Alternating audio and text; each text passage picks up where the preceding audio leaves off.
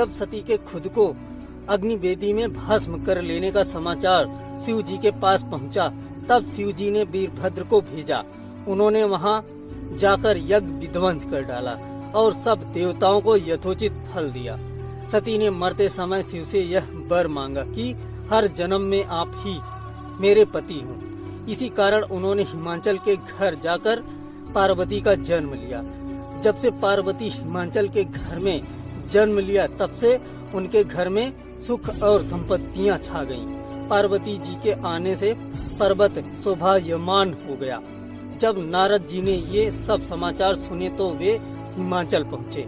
वहाँ पहुंचकर वे हिमाचल से मिले और हंसकर बोले, तुम्हारी कन्या गुणों की खान है। यह स्वभाव से ही सुंदर, सुशील और शांत है। यह कन्या सुलक्षणों से संपन्न है। यह अपने पति को प्यारी होगी। अब इसमें जो 2-4 अवगुण हैं वे भी सुन लो। गुणहीन, मानहीन, मानता पिता विहीन, उदासीन, लापरवाह, इसका पति नंगा, योगी, जटाधारी और सांपों को गले में धारण करने वाला होगा। यह बात सुनकर पार्वती के माता पिता चिंतित हो गए। उन्होंने देवर्षि से इसका उपाय पूछा। तब नारद जी बोले, जो दोष मैंने बताए मेरे अनुमान से वे सभी शिव में हैं। अगर शिव जी के साथ विवाह हो जाए तो ये दोष गुड़ के समान ही हो जाएंगे। यदि तुम्हारी कन्या तप करे तो शिव जी ही इसकी किस्मत बदल सकते हैं। तब यह सुनकर पार्वती जी की माँ विचलित हो गई। उन्होंने पार्वती के पिता से कहा, आप अनुकूल घर में ही अपनी पुत्री का विवाह कीजिएगा, क्योंकि पार्वती मुझे प्राणों से अधिक प्रिय है। पार्वती को देखकर मैना का गला भर आया। पार्वती ने अपनी माँ से कहा, माँ, मुझे एक ब्राह्मण ने सपने में कहा है कि जो नारद जी ने कहा है तू उसे सत्य समझकर जाकर तप कर। यह तप तेरे लिए दुखों का नाश करने वाला है। उसके बाद माता पिता को बड़ी खुशी से समझाकर पार्वती तप करने गई।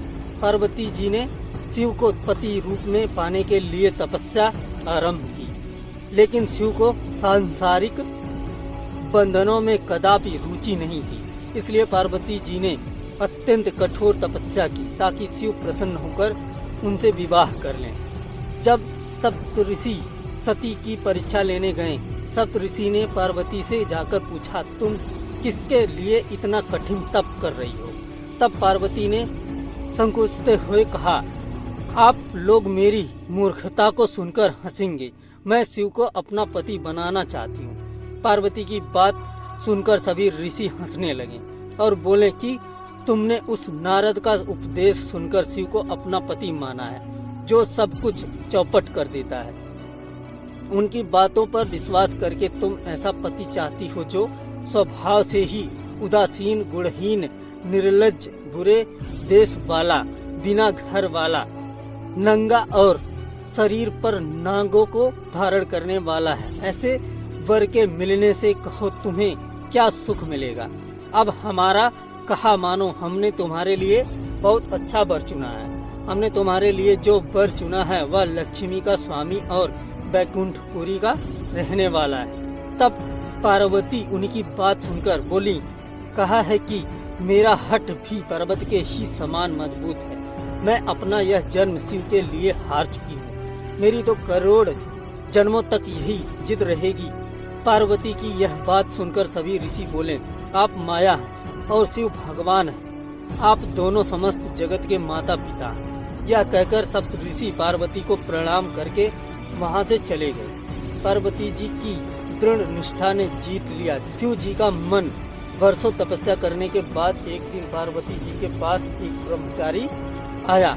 वह ब्रह्मचारी तपस्विनी पार्वती का अर्घ्य स्वीकार करने से पूर्व बोल उठा, तुम्हारे जैसी सुकुमारी क्या तपस्या के योग्य है। मैंने दीर्घ काल तक तप किया है, चाहो तो मेरा आधा या पूरा तप ले लो, किंतु तुम इतनी कठिन तपस्या मत करो। तुम चाहो तो त्रिभुवन के स्वामी भगवान विष्णु भी। किंतु पार्वती ने ऐसा उपेक्षा का भाव दिखाया कि ब्रह्मचारी 2 क्षण को रुक गया। फिर बोला, योग्य वर में 3 गुण देखे जाते हैं, सौंदर्य, कुलीनता और संपत्ति, इन तीनों में से शिव के पास एक भी नहीं है। नीलकंठ त्रिलोचन जटाधारी विभूति पोते सांप लपेटे शिव में तुम्हें कहीं सदैव दिखता है। उनकी संपत्ति का तो कहना ही क्या, नग्न रहते हैं, बहुत हुआ तो चमड़ा लपेट लिया। कोई नहीं जानता कि उनकी उत्पत्ति कैसे हुई। ब्रह्मचारी पता नहीं क्या क्या कहता रहा, किंतु अपने आराध्य की निंदा पार्वती को अच्छी नहीं लगी। अतः वे अनंत जाने को उठ खड़ी हुई। तब शिव उनकी निष्ठा देखकर ब्रह्मचारी रूप त्याग प्रकट हुए और उनसे विवाह किया। जहाँ दृढ़ लगन, कष्ट सहने का साहस और अटूट आत्मविश्वास हो, वहाँ लक्ष्य की प्राप्ति अवश्य होती है।